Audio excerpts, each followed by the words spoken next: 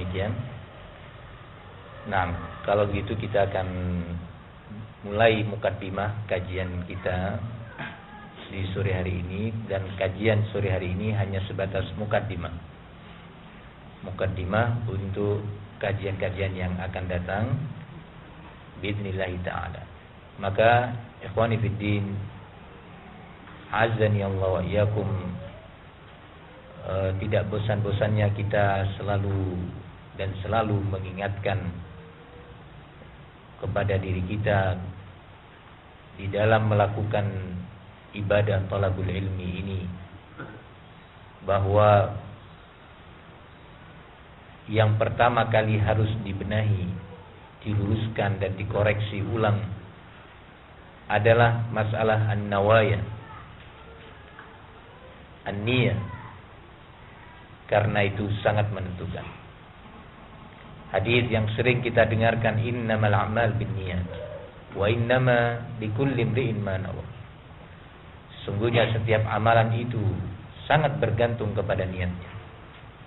Apakah amalan itu akan diterima oleh Allah ataukah justru ditolak? Sangat bergantung kepada niat yang berada dalam sanubari sang abid, pelaku ibadah. Apakah amalan itu akan menjadi amalan yang syar'i atau justru amalan yang dinyatakan tidak sah? Sangat bergantung kepada niat. Oleh karena itu, betapa pentingnya kita terus mengoreksi niat.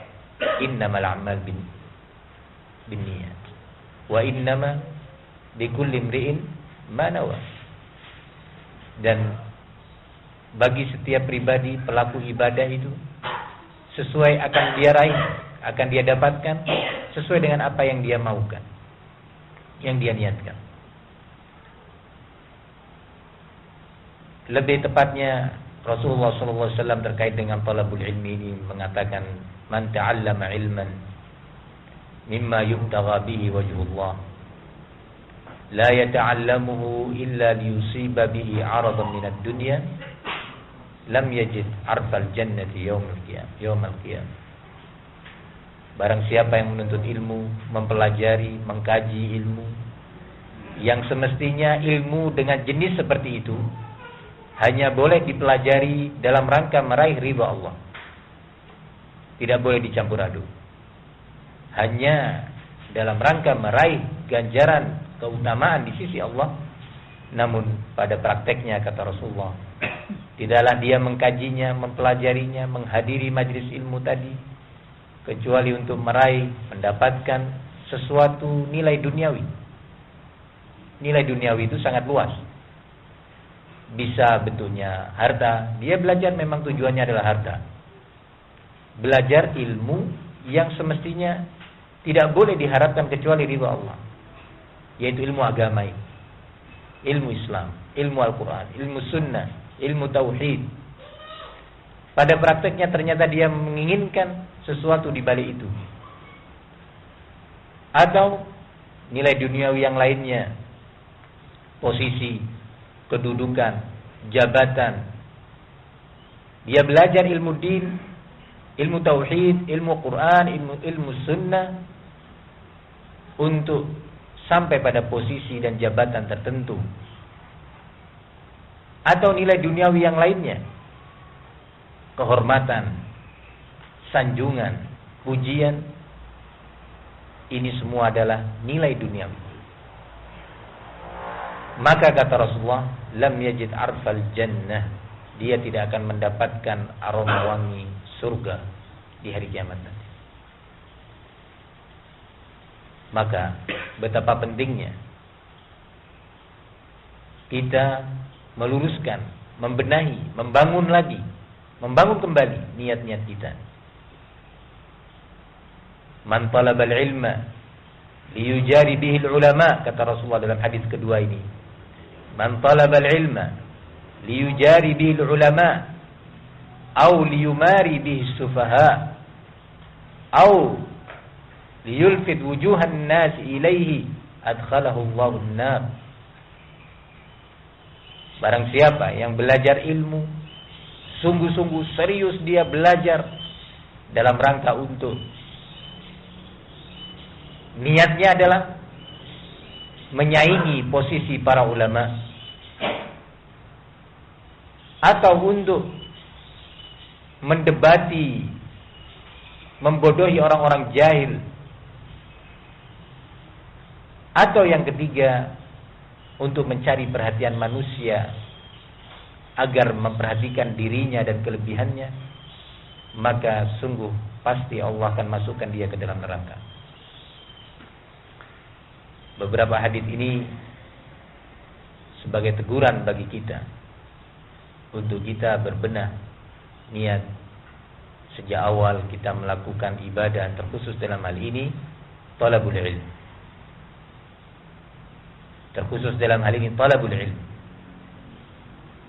Sejarah bahkan dalam kehidupan kita yang pernah kita alami, berapa banyak para tulabul ilm, pelajar ilmu agama ini, yang kemudian nampak secara zahir bahwa tidaklah yang dia inginkan kecuali hal-hal yang tadi disebutkan. Nampak entah itu harta yang dia inginkan, sehingga dia sangat berambisi untuk mencari gelar-gelar kesarjanaan dalam ilmu agama untuk mendapatkan nilai-nilai duniawi dalam bentuk harta. Telah nampak dan ada terwujud yang seperti ini. Atau yang kedua, menginginkan posisi, kedudukan, sanjungan dengan meraih gelar-gelar kesarjanaan dalam bidang agama ini, atau walaupun tanpa gelar-gelar kesarjanaan, bangga ketika dinyatakan dirinya sebagai murid fulan dari kalangan ulama, syekh fulan.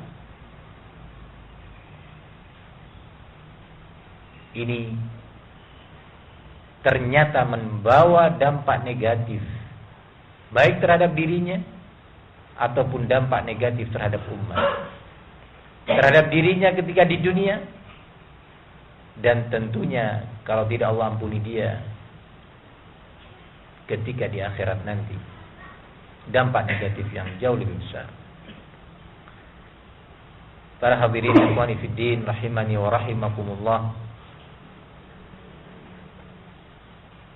Kemudian di antara bentuk, tanda-tanda, alamat keikhlasan seorang hamba di dalam melakukan ibadah, apa saja ibadah itu, di antara tanda-tandanya adalah kesabaran. Sabar merupakan tanda, rumus, alamat keikhlasan pelaku ibadah tersebut. Seorang yang niatnya hanya mengharapkan ridha Allah, seorang yang niatnya ketika belajar ilmu ingin beramal dengannya, ingin meningkatkan takwanya, imannya, dia akan bersabar. Continue, istiqamah di atas amalan tersebut. Dan terkait dengan sabar ini pula yang merupakan tanda kemurnian niat dan keikhlasan seorang hamba adalah dia tidak terburu-buru di dalam belajar, tidak tergesa-gesa ingin meraih hasil tertentu yang dia impikan. Dalam waktu tercepat dan terdekat dia telah menjadi seorang alim. Dengan waktu yang tercepat dan tersingkat dia ingin bisa baca kitab dengan cara yang instan. Bagaimana caranya dia bisa memahami Al-Quran dan hadis?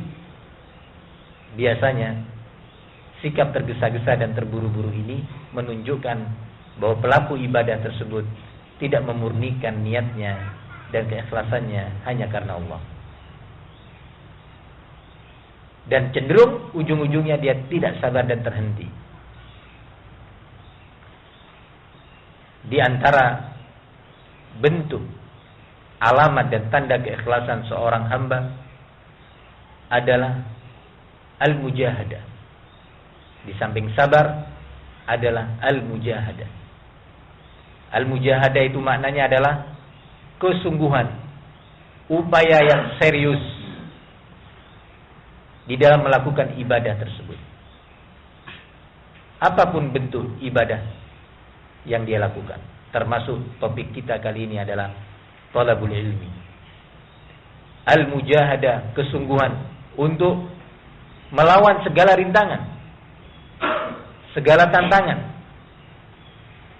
sesuai dengan tingkat keikhlasan seorang hamba, maka akan muncul tingkat mujahadah yang sama. Ketika keikhlasan itu meningkat mutu dan kuantitasnya, maka mujahadah pun akan menyertainya, kesungguhannya, keseriusannya, upayanya. Upaya itu, mujahadah tersebut berbeda dari satu orang kepada orang yang lain, sesuai dengan tingkat perbedaan apa? Keikhlasan. Antum bisa bayangkan bagaimana para ulama betul-betul mereka bermujahadah dalam hidupnya, bukan tanpa rintangan. Rintangan dari intern fisik dia, tubuh dia, rintangan dari lingkungan keluarga, rintangan dari lingkungan masyarakat, lingkungan atau rintangan dan halangan dari kondisi alam dan yang lainnya. Contoh yang pertama tadi, rintangan yang muncul dari tubuh seorang yang bisa kita sebutkan dalam kesempatan singkat ini adalah musibah yang menimpa salah seorang ulama kita, salah seorang ulama Islam di masa ini, menimpa kepada beliau di saat beliau sedang dalam proses belajar dan semangat-semangatnya belajar, yaitu penyakit kebutaan menimpa Syekh Abdul Aziz Ibn Abdullah bin Baz rahimahullah. Disebutkan dalam riwayat bahwa beliau itu ditimpa oleh penyakit buta pada umur yang masih belia, yaitu kurang lebih 18 tahun. Yakni anak-anak kelas 3 SMA. Bukan beliau buta ketika umur beliau sudah 60 tahun. Setelah banyak menuntut ilmu, belajar dan membaca. Tetapi musibah ini tadi di saat di umur semangatnya seorang muslim itu pada puncaknya. Kemampuan fisiknya juga demikian. Dan kebutaan yang menimpa beliau bukan tiba-tiba,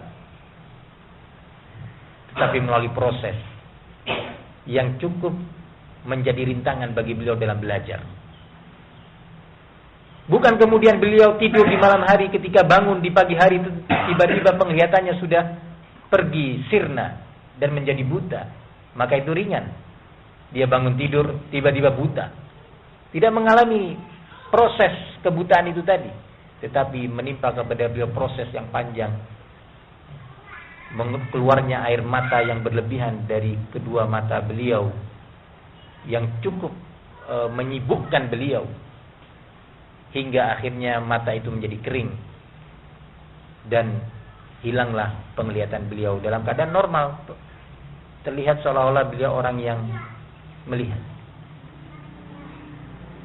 Namun apakah kemudian semangat itu berhenti?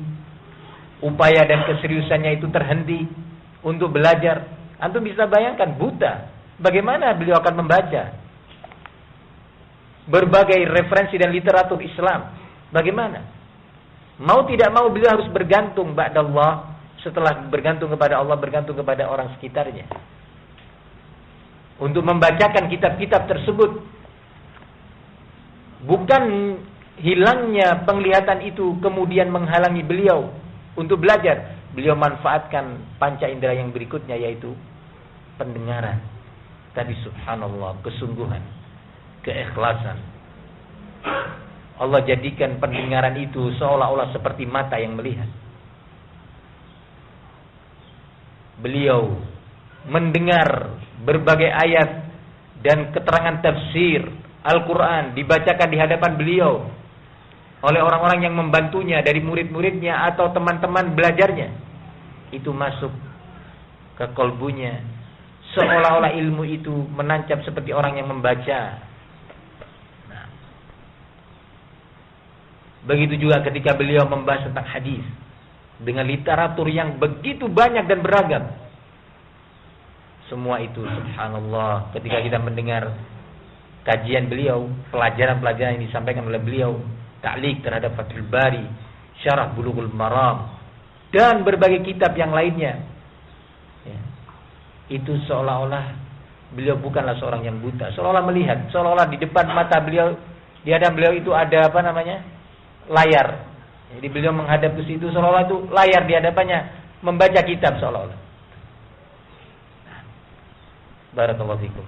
Dan ketika beliau telah terposisikan pada posisi yang Allah muliakan tadi sebagai seorang alim, yang di sekitar beliau adalah para ulama kibar yang mengambil faidah-faidah, beristifadah kepada Syekh Abdul Aziz bin Baz rahimahullah, Syekh Al-Utsaimin. Siapa yang tidak mendengar nama besar ini? Dengan tegas beliau menyatakan, aku banyak mendapatkan faidah dan bimbingan tentang ilmu hadis dan rijalul hadis dari Syekh Abdul Aziz bin Baz. Rijal hadis, yakni para perawi-perawi hadis.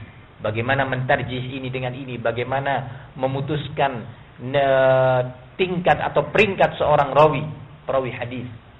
Syekh Ibnu Taimiyah belajar dari Syekh Abdul Aziz bin Baz rahimahullah. Ikhwani fiddin, maka al-mujahadah itu sangat menentukan dan sekaligus sebagai lambang keikhlasan seorang hamba. Ketika mujahadah seorang itu menurun, sebagai pertanda bahwa keikhlasan dia pun menurun dan menurun. Belum lagi adanya kendala-kendala dari luar. Antum bisa bayangkan kalau antum ditimpa oleh kebutaan, waliyadzubillah, salah seorang kita, apa yang akan dia lakukan?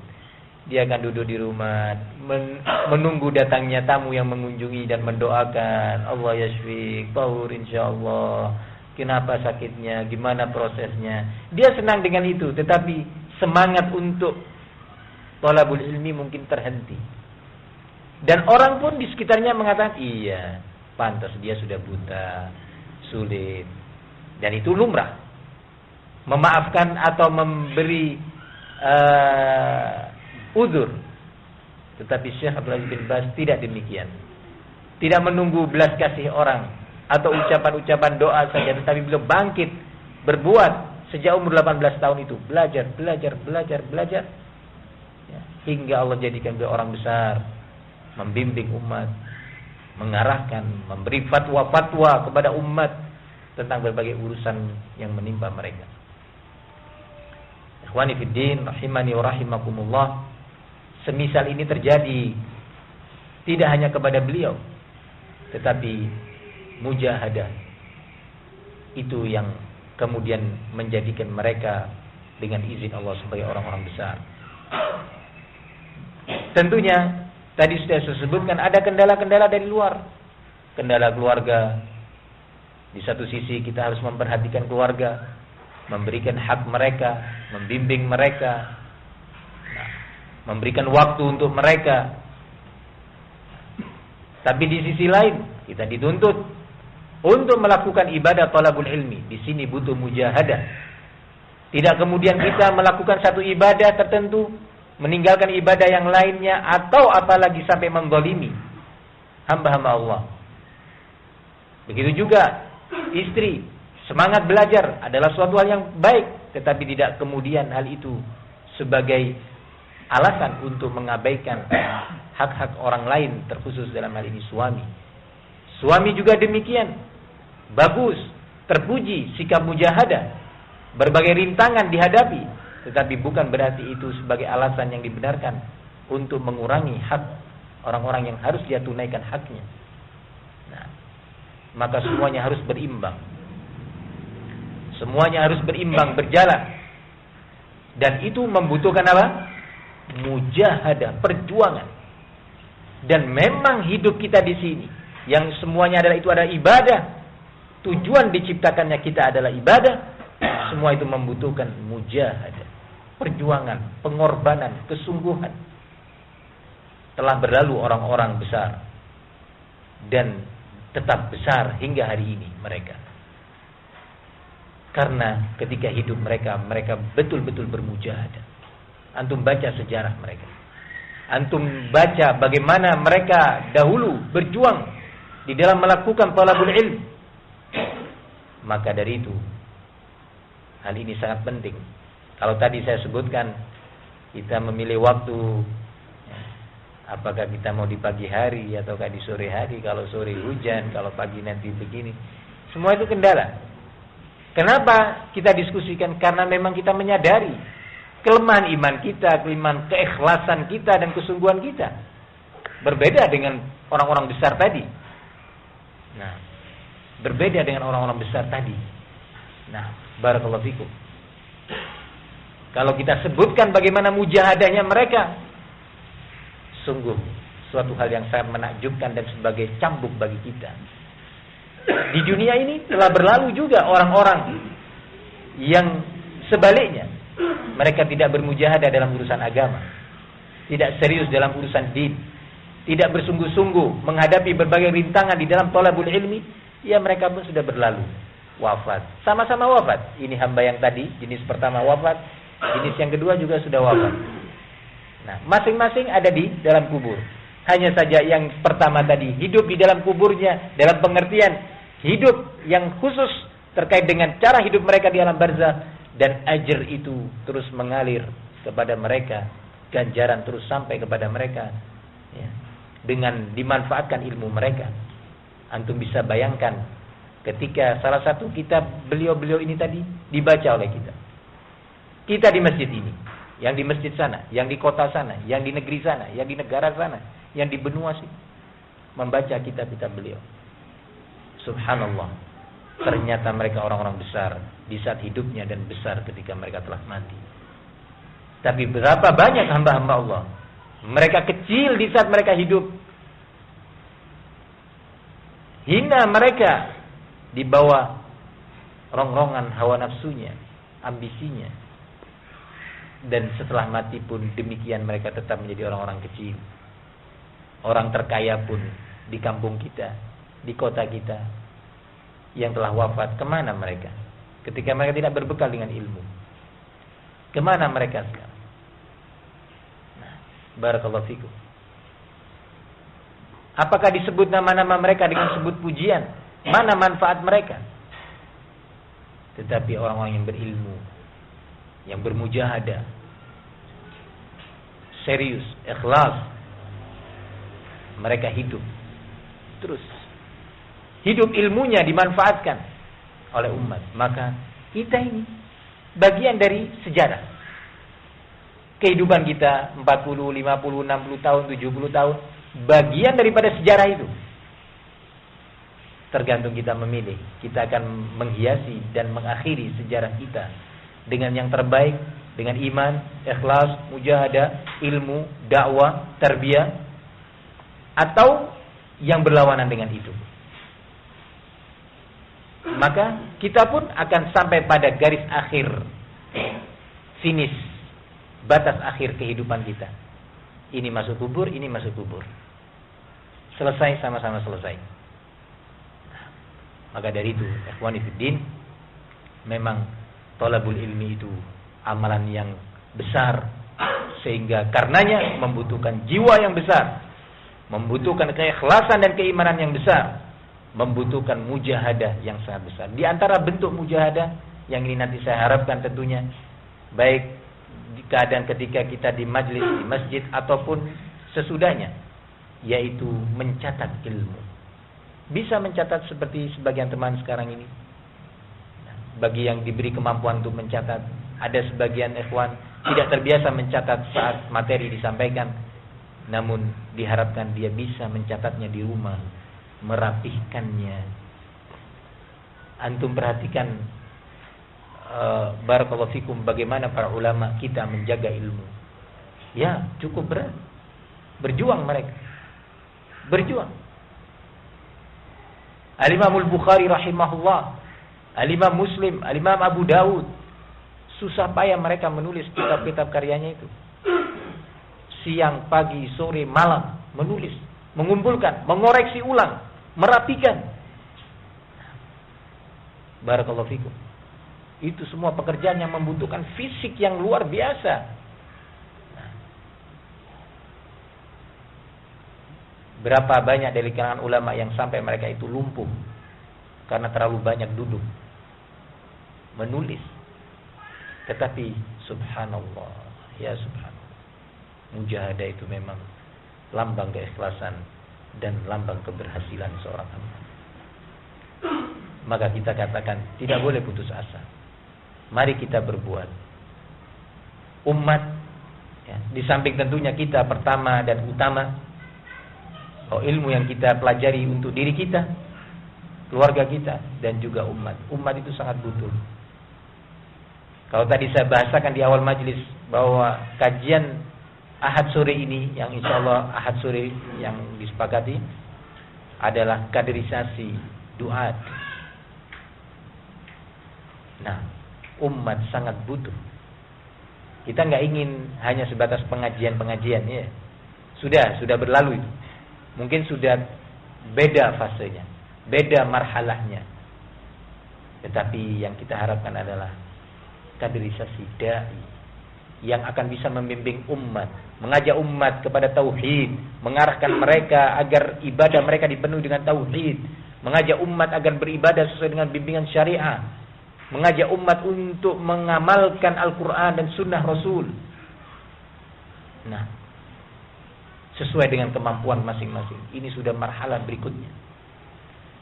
Barakallahu fikum. Benar, santri-santri, para tulabul ilmi yang ada di pondok itu adalah kader.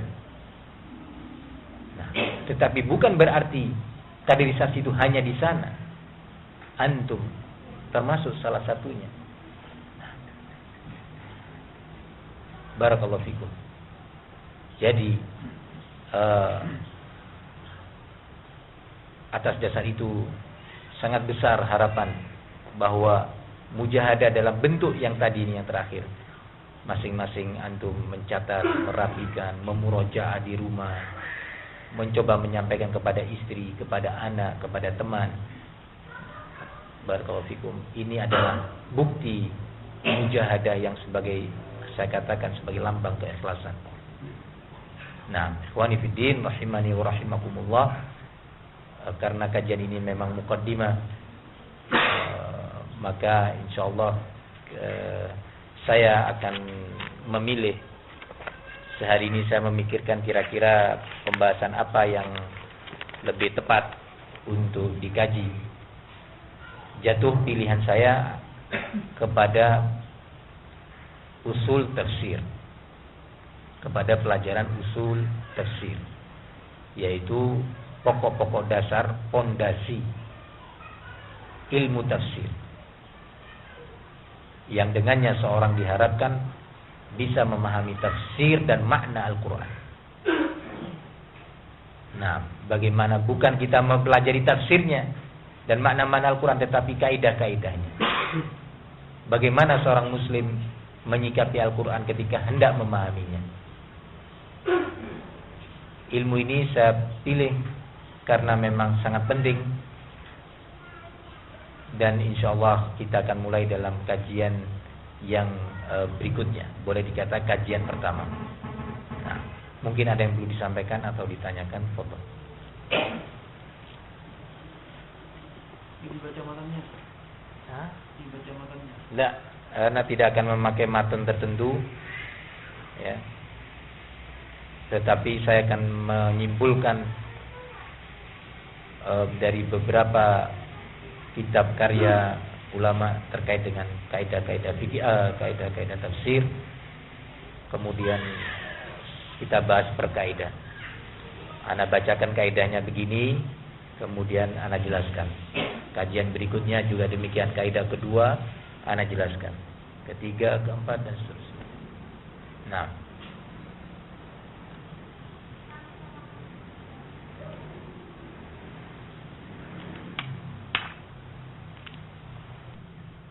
ada masukan, pertanyaan, usulan? Kalau tidak ada, maka kita akhiri majlis di sore hari ini. Semoga Allah jadikan sebagai mukaddimah untuk kebaikan amal kita ke depan. Wassallallahu wasallam wa barak ala nabiyina Muhammad wa ala alihi washabbihi wasallam walhamdulillahi rabbil alamin.